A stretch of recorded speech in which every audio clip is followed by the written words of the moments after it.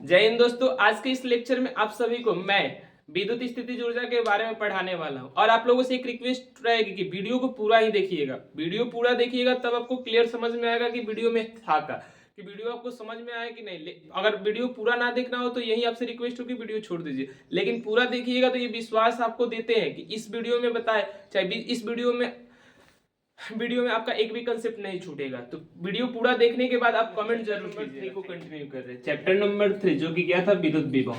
इसमें का एक महत्वपूर्ण टॉपिक स्टार्ट कर रहे हैं, विद्युत विभव।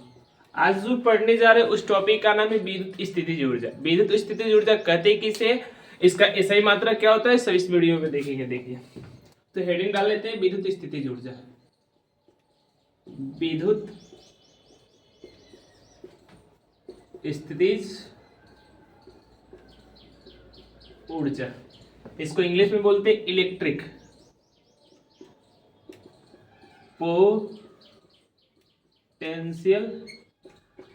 ENERGY, electric potential energy. अब इसका डेफिनेशन, तो डेफिनेशन हम बना रहे हैं। देखो डेफिनेशन वेरी करेगा, यानी पर्सन टू पर्सन वेरी करेगा। कोई डेफिनेशन कुछ और सुनाता है, इसके गुण के आधार पर डेफिनेशन सुनाया जाता है। अब देखो विद्युत स्थितिज ऊर्जा आप लोगों को ये याद होना चाहिए, चाहे ये मालूम होना चाहिए, संरक्षी बल का ही विद्युत स्थितिज ऊर्जा, सॉरी स्थितिज ऊर्जा डिफाइन है। यानी जो बल संरक्षी उसी को हम लोग, उसी का क्या स्थितिज ऊर्जा डिफाइन कर सकते हैं। जैसे आप लोगों ने सुना होगा संरक्षी बल का एग्जाम्पल। संरक्षी बल किसे कहते हैं, तो वैसा बल जिसका कार्य पथ पर निर्भर नहीं करता, उस बल को क्या बोलते हैं, संरक्षी बल। ये 3 तरह का चाहे 4 तरह का होते हैं। आप 3 को नाम लिख रहे हैं, गुरुत्वीय बल। गुरुत्वीय बल, गुरुत्वीय बल कौन सा बल है, संरक्षी बल। फिर विद्युत स्थैतिक बल चाहे विद्युत बल, विद्युत बल भी कौन सा है, संरक्षी बल है। फिर प्रत्यानयन बल, प्रत्यानयन बल, ये सब के सब बल कौन है, संरक्षी बल है। तो इन सब का हम लोग क्या पढ़ते हैं, स्थितिज ऊर्जा पढ़ते हैं। स्थितिज ऊर्जा, अगर कोई बल असंरक्षी बल हुआ तो उसकी स्थितिज ऊर्जा डिफाइन नहीं है। तो यहां हम विद्युत बल द्वारा क्या पढ़ेंगे, विद्युत बल की स्थितिज ऊर्जा, तो उसका ही नाम क्या पड़ा है, विद्युत स्थितिज ऊर्जा। क्लियर समझ में आया। विद्युत स्थितिज ऊर्जा हम लोग किसका डिफाइन करते हैं, संरक्षी बल का। संरक्षी बल के एग्जांपल में कौन है, गुरुत्वीय बल, विद्युत बल, प्रत्यानयन बल। संरक्षी बल किसे कहते हैं, तो वैसा बल जिसका कार्य पथ पर निर्भर आगे बढ़ते हैं। तो हम लोग अब किसकी स्थितिज ऊर्जा डिफाइन करने जा रहे हैं, तो विद्युत बल की। चलिए पहले इसका डिफिनीशन लिख देते हैं, उसके बाद आप लोग इस आगे बढ़ेंगे। चलिए डेफिनेशन में हम क्या बोल रहे हैं सुनिएगा, आपको याद हो जाएगा। उसके बाद समझा देंगे डेफिनेशन का मतलब क्या है। जैसे अगर मान लीजिए गुरुत्वीय स्थितिज ऊर्जा की बात करते हैं तो किसके विरुद्ध कार्य करना पड़ता है, गुरुत्वीय बल। गुरुत्वीय बल कौन है, जो धरती लगाती है हमारे पर उसी बल को क्या बोलते हैं, गुरुत्वीय बल। आप विद्युत स्थितिज ऊर्जा डिफाइन कर रहे हैं तो हम लोग किसके बल, विद्युत स्थैतिक, जो कूलॉम बल द्वारा प्राप्त होता है उसी बल का नाम क्या होता है, विद्युत स्थैतिक बल। विद्युत स्थैतिक बल के विरुद्ध क्या कीजिएगा, कार्य कीजिएगा। विरुद्ध किया गया कार्य क्या होता है, संचित हो जाता है। संचित का मतलब स्टोर हो जाता है। ये कार्य आपको दूसरे परिणाम में मिल जाएगा, हो सकता है खींचिएगा आकर्षित या प्रतिकर्षण के रूप में मिल जाएगा। किया गया कार्य क्या हो जाता है, संचित हो जाता है। और इस संचित कार्य को क्या बोलते हैं, इस विद्युत स्थितिज ऊर्जा। संचित कार्य को क्या बोलते हैं, संचित कार्य को विद्युत स्थितिज ऊर्जा बोलते हैं। तो यहाँ आप लोगों को समझ में आ चुका है क्या हम बोल रहे हैं। इसमें 4 बातें, विद्युत स्थैतिक बल के विरुद्ध आप काम कीजिएगा। काम किसी के द्वारा किया जा सकता है, लेकिन एक बात याद रखिए, कार्य हमेशा बल करेगा, कार्य हमेशा बल करेगा। वो बल कौन सा होगा, बाह्य बल हो सकता है, विद्युत बल हो सकता है। इसमें क्लियर हुआ। चलिए तो हम विद्युत स्थैतिक बल के विरुद्ध किया गया कार्य क्या होता है, संचित हो जाता है। संचित कार्य को क्या बोलते हैं, विद्युत स्थितिज ऊर्जा। चलिए डिफिनेशन लिख देते हैं, समझ में तो आ चुका होगा। चलिए यहाँ चित्र से भी समझा सकते हैं। अब देखो इस सब बात को चित्र में बता रहे हैं। चलिए एक चित्र यहाँ देख लीजिए। हम बोल रहे हैं विद्युत स्थैतिक बल कब लगता है, जब आवेशों की संख्या 2 होती है। चलिए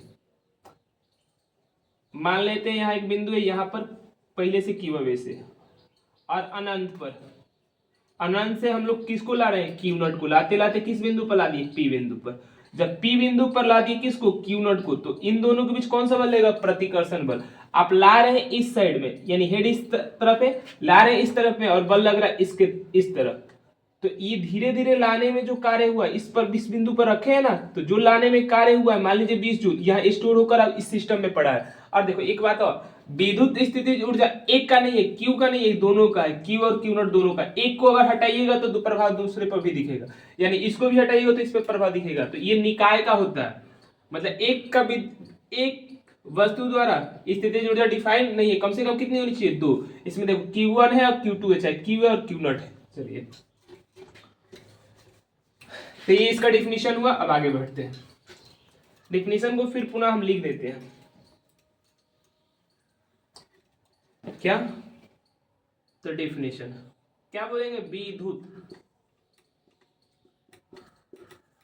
एस्थेटिक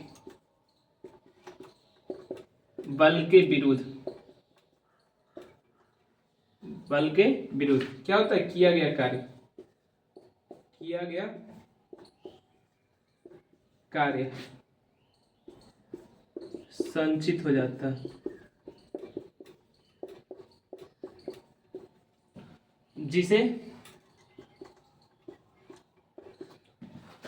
क्या बोलते हैं, अच्छा, इस संचित कार्य को, इस संचित कार्य को, दिख तो रहा होगा, चलिए ब्लू मार्कर का यूज कर लेते हैं। इस संचित कार्य को क्या बोलते हैं, विद्युत स्थितिज ऊर्जा, विद्युत स्थितिज ऊर्जा कहते हैं। ठीक है, ये हुआ इसका डिफिनीशन। डिफिनीशन अगर कोई बोलेगा तो यही सेम डिफिनीशन बोलेगा, किसके सामने, विद्युत स्थितिज ऊर्जा के सामने। लिख लीजिए, उसके बाद हम हट जाते हैं, इसके बाद नेक्स्ट इन्फॉर्मेशन पर बढ़ते हैं। अब इसका नेक्स्ट इन्फॉर्मेशन इसका सूत्र होता है। तो सूत्र, आपको एक बात बता दें, सूत्र ओनली विद्युत स्थितिज ऊर्जा का डिफाइन नहीं है। तो किसका डिफाइन है, चलिए हम बताते हैं, मिटा दें। अब बारी आ रही है इसके सूत्र पर। सूत्र बताने से पहले आप लोगों को 2 जानकारी दे देते हैं। फिजिक्स में प्रयुक्त संकेत, भौतिकी में प्रयुक्त संकेत। ठीक है, तो संकेत में आप लोगों को ये चीज दिखा होगा। देखो, ये केमिस्ट्री में आता है तो अलग होता है, फिजिक्स में आता है तो अलग होता है, मैथ में आता है तो अलग होता है। यहाँ डी, ये दोनों फिजिक्स में इसका नाम होता है, इसका नाम फिजिक्स में क्या बोलेंगे, डेल्टा, और इसका नाम डी। ठीक है, ये दोनों फिजिक्स में किस लिए आता है, तो परिवर्तन के लिए। किस लिए आता है, तो परिवर्तन के लिए। डी का प्रयोग, सॉरी, इसको क्या बोलेंगे, डेल्टा, इसका क्या बोलेंगे, डी। ये फिजिक्स में किस लिए आता है, तो परिवर्तन के लिए आता है। क्लियर हुआ। अब परिवर्तन, चलिए, तो परिवर्तन एक है, और यहाँ सिंबल 2 क्यों बनाया गया, तो ये वाला परिवर्तन बताएगा बड़ा परिवर्तन, यानी जो राशि में परिवर्तन हुआ है, थोड़ा सा लार्ज परिवर्तन हुआ, ये बताएगा छोटा परिवर्तन। छोटा बड़ा परिवर्तन यहाँ पे पैसा से समझते हैं। पैसा, जैसे मान लेते हैं पैसा 20 रुपया है, आज हम कमा रहे हैं और कल भी कितना रुपया कमाए, 20 रुपया, तो पैसा में परिवर्तन हुआ। आप खुद सोचिए, पैसा में कोई परिवर्तन नहीं हुआ, तो ना इसका उपयोग होगा ना ही इसका उपयोग होगा। लेकिन अगर आज 20 रुपया कमा रहे, कल हमारा 20 रुपया से 8 आना बढ़ गया, यानी 20.5 रुपया हो गया, तो बताइए तो पैसा में कितना परिवर्तन हुआ, कितना, 0.5 रुपया, यानी 8 आना परिवर्तन हुआ। तो ये हुआ हम लोगों का छोटा परिवर्तन। लेकिन आज 20 रुपया कमा रहे, कल जाकर हम 1 करोड़ कमाए, 1 शेयर कमाए, तो इसके बाद हम कहेंगे ना कि लार्ज परिवर्तन हुआ। आज 20 रुपया कहाँ 1 करोड़, ये क्या हुआ, परिवर्तन थोड़ा बड़ा हुआ। तो इसके लिए हम लोग किसका प्रयोग करेंगे, डेल्टा का प्रयोग करें। अब ये चीज तो फिजिक्स में आता नहीं, फिजिक्स में भौतिक राशि आती है। भौतिक राशि कौन है, विद्युत विभव आ सकता है, विद्युत विभव आएगा, एंड विद्युत क्षेत्र की तीव्रता आएगा, ऐसे भी दूरी आ सकती है, तो ये सब चीज आ जाएगा। क्लियर हुआ। तो इसका नाम डेल्टा, इसका नाम डी। ये आता है बड़ा परिवर्तन के लिए, आता है छोटा परिवर्तन के। इन दोनों का सिंबल का प्रयोग कहाँ करते हैं, तो परिवर्तन के लिए। चलिए अब इसका प्रयोग करते हैं। चलिए, हम बोल रहे हैं कि विद्युत स्थितिज ऊर्जा में परिवर्तन डिफाइन है, ना कि विद्युत स्थितिज ऊर्जा। चलिए सूत्र लिखिए। तो सूत्र में हम बोल रहे हैं डेल्टा, डेल्टा का मतलब परिवर्तन हो गया, यू, और यू जो सिंबल है किसका है, विद्युत स्थितिज ऊर्जा का। तो ये लिखा है विद्युत स्थितिज ऊर्जा में परिवर्तन। विद्युत स्थितिज ऊर्जा में परिवर्तन बराबर होता है माइनस, और आप लोग अनंत से किसी को लाइएगा तो किसके द्वारा, एक्सटर्नल। अब देखो यहां माइनस नहीं रहेगा अगर एक्सटर्नल बल होगा तो।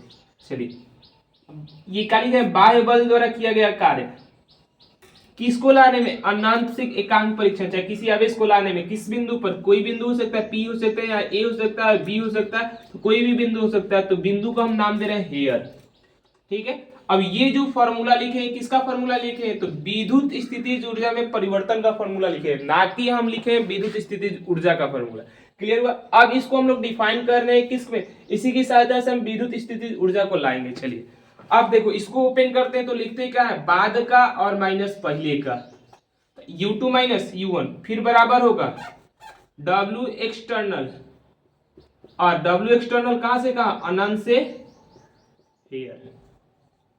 ठीक है, अब देखो हमेशा एक कंडीशन में U1 कहां से आएगा, अनंत से, तो U इन्फिनिटिव अनंत से आएगा, इन्फिनिटिव पर विद्युत स्थितिज ऊर्जा कितनी होती है, 0 होती है, तो जहां लाएंगे उसको U2 ना बोलेंगे, U1 का मान यानी लाएंगे कहां से, अनंत से, तो अनंत पर विद्युत स्थितिज ऊर्जा कितनी होती है, 0, तो यहाँ U2 डिफाइन हो जाएगा, उसी U2 को हम क्या बोल देंगे, खाली U बोल देंगे, तो हम लिख सकते हैं U बराबर W एक्सटर्नल, कहां से कहां, अनंत से हेयर। तो ये फॉर्मूला लिख लीजिए, 3 फॉर्मूला, एक हम स्थितिज ऊर्जा में परिवर्तन लिखे, अभी सब बताएंगे इसका मतलब क्या होता है, इसका मतलब क्या होता है, इसका मतलब क्या होता है। अब लिखते चलिए, डेल्टा U इक्वल टू बाह्य बल द्वारा किया गया कार्य अनंत से कहा, हेयर, यानी हेयर को बिंदु बोल दीजिएगा, फिर इसको ओपन किए तो U2 माइनस U1 का मतलब क्या होगा, एक बिंदु हमेशा फिक्स होगा, अनंत पर विभव माना, अनंत पर विद्युत स्थितिज ऊर्जा माना जाता है कितना होता है, 0, तो यहाँ जब 0 पुट कीजिएगा तो किसका मान आएगा, U2 का। U2 को बोले किसी बिंदु की स्थितिज ऊर्जा, चाहे किसी आवेश को लाने में उस बिंदु की स्थितिज ऊर्जा U, तो U इक्वल टू लिख सकते हैं, इधर वाला तो सेम बचेगा, बाह्य बल द्वारा किया गया कार्य अनंत से हेयर। चलिए ये तीनों के तीनों फॉर्मूले, एक फॉर्मूला, दूसरा फॉर्मूला और तीसरा फॉर्मूला, तो तीसरे फॉर्मूले को हम ऊपर पुट करते हैं। चलिए मिटा दें, लिख लीजिए तीसरा फॉर्मूला, तो यहां ओनली विद्युत स्थितिज ऊर्जा का क्या बना, U equal to W external कहां से कहा, अनंत से P बिंदु तक। अब ये चीज देखा गया, W एक्सटर्नल यानी बाह्य बल द्वारा किया गया कार्य, बाह्य बल द्वारा किया गया कार्य किसके बराबर होता है, हम लोग यहाँ कार्य ऊर्जा परिमेय लगाएंगे, कार्य ऊर्जा परिमेय द्वारा क्या होता है, कार्य ऊर्जा परिमेय किसे कहते हैं, सभी बलों द्वारा किया गया कार्य, सभी बलों द्वारा किया गया work done by all forces, ये किसके बराबर होता है, डेल्टा के बराबर होता है। डेल्टा के का मतलब गतिज ऊर्जा में परिवर्तन, तो बलों की संख्या तो 2 ही होगा, एक बाह्य बल होगा, दूसरा विद्युत बल होगा, इन दोनों द्वारा किया गया कार्य का होगा, गतिज ऊर्जा में परिवर्तन के बराबर होता है, और ये माना जाता है गतिज ऊर्जा में परिवर्तन कितना है, 0। तो ये दो कौन कौन, एक्सटर्नल बल प्लस इलेक्ट्रिक बल कितना होगा, 0। यहां से इसको भेजेंगे तो हम लोग W एक्सटर्नल को लिख सकते हैं क्या, माइनस ऑफ W इलेक्ट्रिक, ये दोनों बराबर होता है। चलिए तो दोनों बराबर होता है तो एक्सटर्नल की जगह इलेक्ट्रिक पुट कर देते हैं, तो U इक्वल टू क्या, माइनस WeLe, कहां से कहा, अनंत से P। ये फॉर्मूला नंबर 2 है किसकी, विद्युत स्थितिज ऊर्जा की। फिर U इक्वल टू माइनस, अब माइनस को प्लस करना चाहते हैं तो पद को चेंज कर दिए, यहाँ क्या करेंगे, WeLe कहां से कहां, प्रयोग कर लेंगे कहां, विद्युत स्थितिज ऊर्जा के जगह पे। तो तीनों फॉर्मूला कंप्लीट हुआ। अब आते हैं इसके बारे में कि U क्या है, W एक्सटर्नल क्या है, E का है और E क्या है, मिटा दे। और देखो हेयर को P बोल दिए, यहाँ हेयर को क्या बोल दिए, P बोल दिए, सॉरी हाँ, यहाँ P से अनंत, मिटा दे। अब सबका नाम, चलिए यहाँ आप लोग नीचे पुट कीजिएगा, जहां W EXT का मतलब क्या है, इसका मतलब है बाह्य बल द्वारा किया गया कार्य, बाह्य बल द्वारा किया गया कार्य, ठीक है। फिर WEL का मतलब क्या है, विद्युत बल द्वारा, विद्युत बल को हम F ही लिख रहे हैं, विद्युत बल द्वारा किया गया कार्य,